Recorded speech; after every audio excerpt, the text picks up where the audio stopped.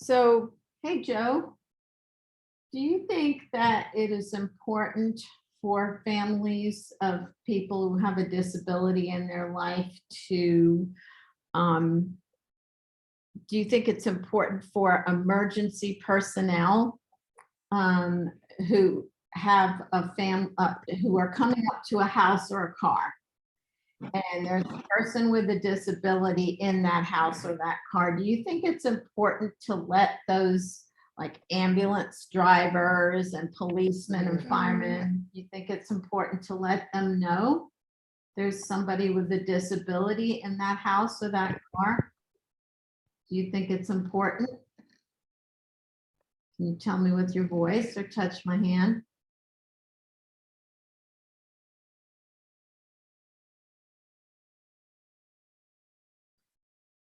You know, if something happened and you were in a car or you were in a house, you couldn't tell emergency personnel that you have CP or that you're even there. Do you think it's important to have some way to let them know what's going on? What do you think? It's scary to think about, isn't it? Yes, it is scary to think about. Well, welcome to Transition Tuesday with Jane and Joe. I'm Jane, this is Joe.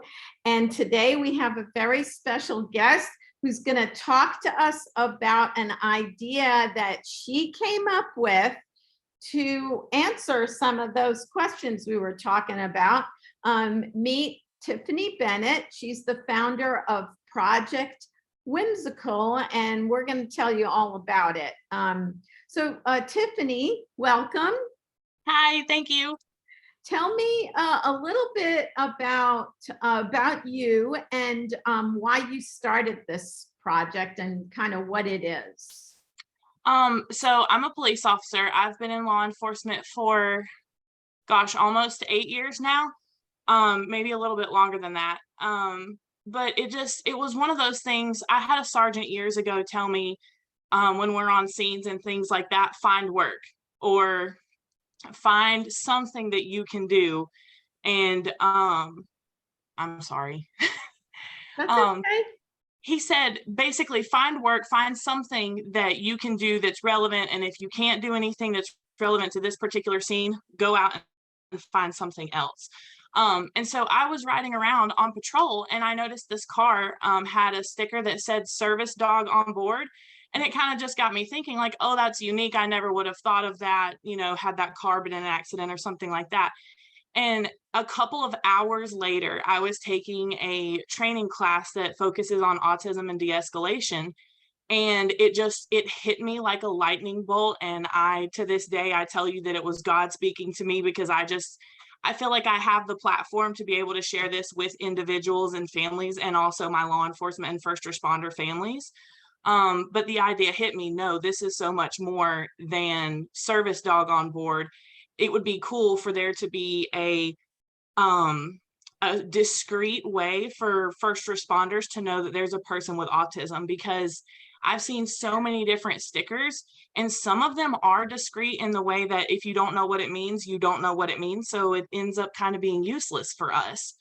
So I felt like I had the platform not only to educate my fellow first responders, but also take away some of the stigma for families. Yeah, can I show what you came up with? Yeah, absolutely. Okay.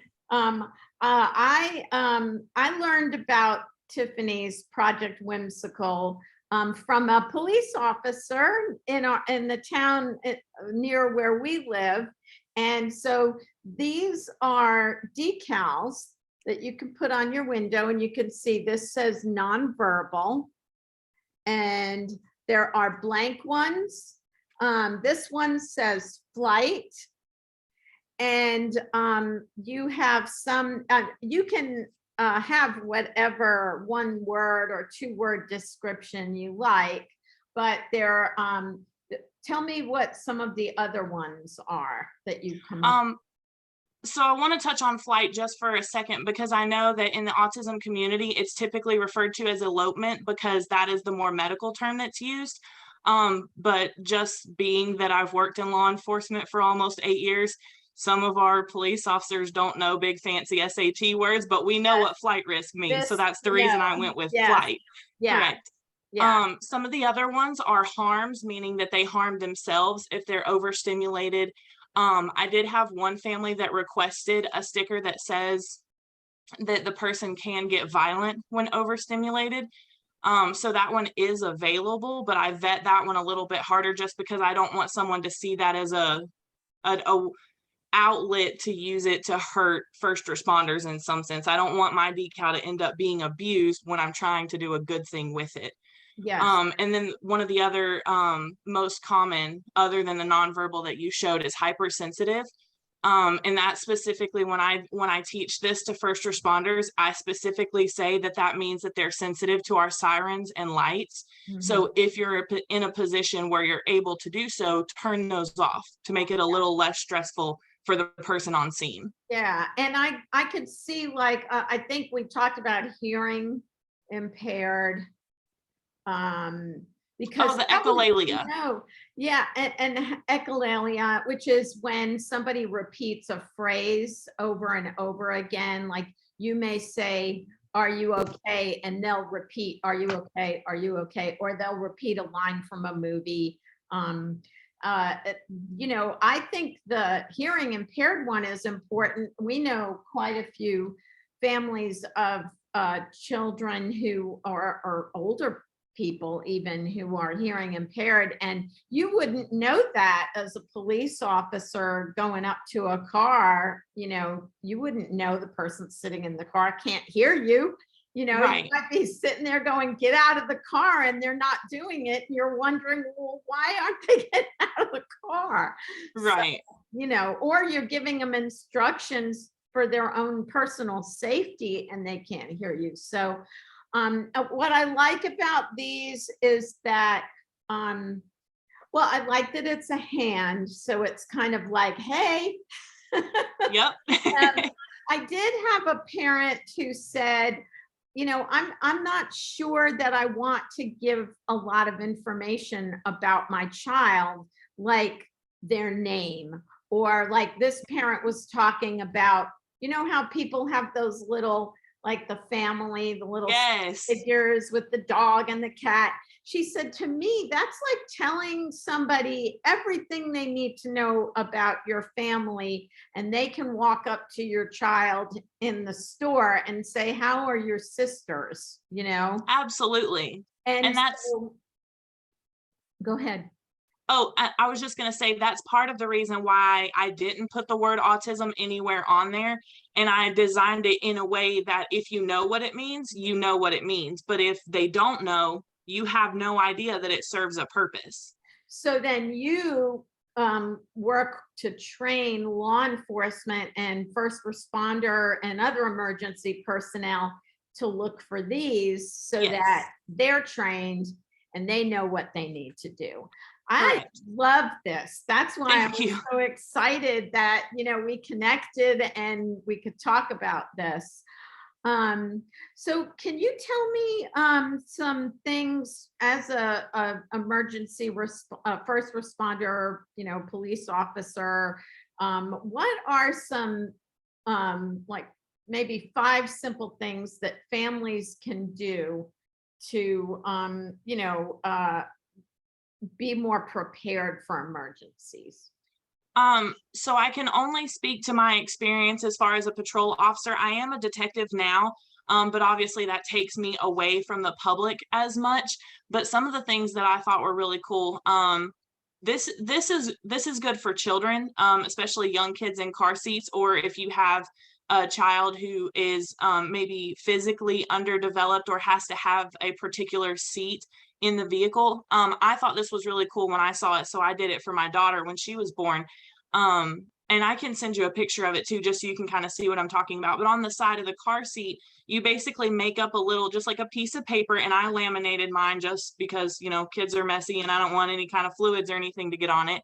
But you put the child's name and birthday, and then you put mom and dad's names and some other emergency contact, because assuming mom and dad are in the car that they're in, and for whatever reason you can't speak to mom and dad, to have one other person. We stuck that on the car seat in my car, my husband's car, and the grandparents that she rode with, just so that if there was anything, there would be a way to notify whoever she was not with, if that makes sense. Yes. One of the biggest things is to have documentation, basically, even if it's just like on a piece of notebook paper where you put, all of your child's name, birthday, address, things like that. The best place I would say is to put it in your wallet, because typically when I'm, if I'm working an accident scene or something like that, or if the person that I need to talk to is not in a place where they can communicate with me, cops want to know who they're talking to. We automatically go to the wallet because that's where people keep their IDs. And if you have a piece of notebook paper on top of your ID, we are forced to pull it out. And I would like to think that we would look at it. Yeah. So if you have important information, maybe consider putting it on top of your ID if anything like that happens.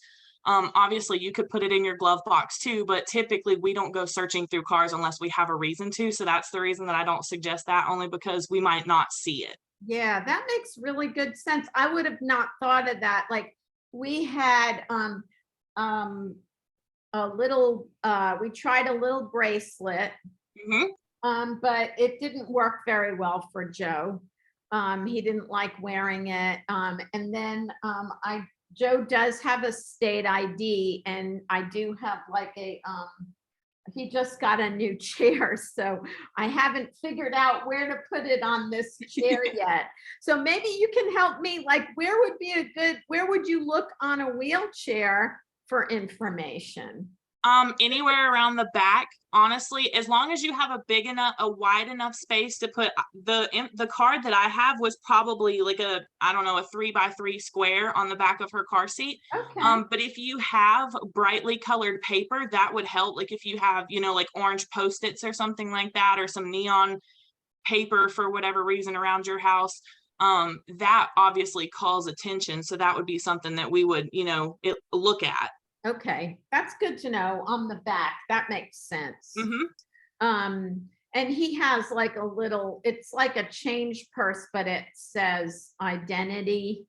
It's got, I really should have, I'm so disorganized, but, and I'm not sure I like this system. So that was one of the exciting things about getting to talk to you. I mean, it's easier to plan these things when you don't need to worry about it. That's Absolutely. really why I wanted to talk about it.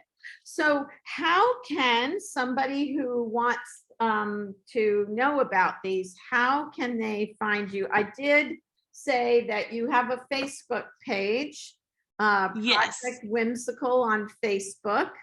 Yes. And so they can reach out to you that way. Is that the best way probably to? For right now, yes, the Facebook or the email address, which is just Project Whimsical 2019. Okay. And the decals are like $5 a piece. That's right. Yeah. So it's not that expensive. We got ours, I think it was like 2 days from when I asked you, I got a bunch, but but I think this is a great idea, and I'm really excited about it, and it's Georgia grown, so yay. But thank you. I just really appreciate that you saw an issue and wanted to do something about it, because families do as much as they can, but they don't know the ins and outs from your perspective. Absolutely. And it's funny. So after I said that, when I tripped up in the beginning, when I said my sergeant had this phrase, my sergeant had two phrases, and I knew the one that I was saying was not the one that I meant to say, but I kind of made it work anyway. The other phrase, which I actually meant to say, was see a need and fill it. So that's what I tried to do with the decal. I saw a need. I feel like I have a platform to fill that gap somewhere. So that's what I've been doing. And I did have one more suggestion that this isn't necessarily like universal across or for every law enforcement agency or emergency personnel agency, but a lot of them have ways to do this. The agency that I came from did not, but the agency that I currently work for does have the capability to do this. So I would encourage people to reach out to their local police department or fire department. And if they don't know the answer to this question, call your local dispatch. They have a non-emergency or like a backline number that Yeah. you could always reach out to. But there is a way to flag your house and the person that has those disabilities or extra needs or something like that, or extra medical concerns. There is a way to flag that in computer systems if they have the program that can do that. That way, if someone gets sent to your house for some sort of emergency, an alert will immediately pop up and let them know, hey, there's a person with autism at this house, or there's a person that's wheelchair bound or bed bound and they stay in this room. We can customize a lot of different information in there to help first responders when they get there know what they need to be looking for, know those extra concerns. And like I said, if local police or fire don't know the answer to that question, call dispatch, because they will absolutely know if that function is available in their computer system. So that's not just about children. That could be about an elderly relative who's on oxygen, Absolutely. right? Or somebody who has to have power in their house because they run, I don't know, something. Right. And a respirator or suction, or I mean, I know a lot of different medical issues that people deal with require something to be plugged in. So yeah, yes, that is a great suggestion. So the important thing to do though is not to call 911 for this, to call, like, look up the fire department headquarters number, or if there's, and sometimes when you go to a website, it'll say non-emergency number or office number. That's where you want to call for Correct. that, because it's not an emergency. Hopefully won't ever be, but okay. And then so these is there another place besides like a bedroom window or a car window? Is there another place where you would recommend using these decals? So I haven't run into any question like that. So honestly, I haven't really thought that far ahead. Those were the two prominent, because typically if you're, depending on how your house is set up, if the bedroom that person stays in is on the back side of the house, I would recommend putting it up by the front door. That way Okay. we see it versus, but if it's, if it's on the front of the house, you can absolutely put it on the window. But then I always stress the back window of the vehicle, simply because 9 times out of 10, that's what first responders are going to see. Most of the time we come up behind the vehicle.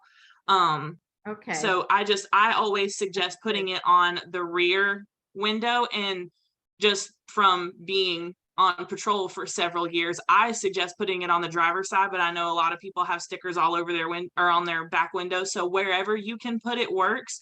I only say the driver's side because typically as a police officer, when we're going to pull over a car or something like that, we're trained to watch the driver.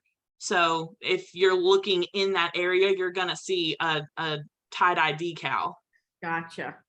That's great advice. I would have never even thought about that. So where to put it on the front of your house. And I also know, because unfortunately, we have met some wonderful EMTs over the years when Joe has needed some help. And I know that putting your house number in a prominent place is very Yes. important also. Not Yes, that very that's much. a decal, but it's also very important. If they can't figure out which house you are, you're in trouble. So Absolutely. anyway, but that's really great advice. And I really appreciate you for seeing a need and filling it. That's awesome. And hopefully you'll connect with some people who would like to know more about this, and possibly get some for their families. And thank you so much for talking to us and being a part of our little thing that we got going on. Absolutely. I appreciate the invite. All right. Well, have a great rest of your day, and thank you very much. Absolutely. Thank you. Bye. Bye.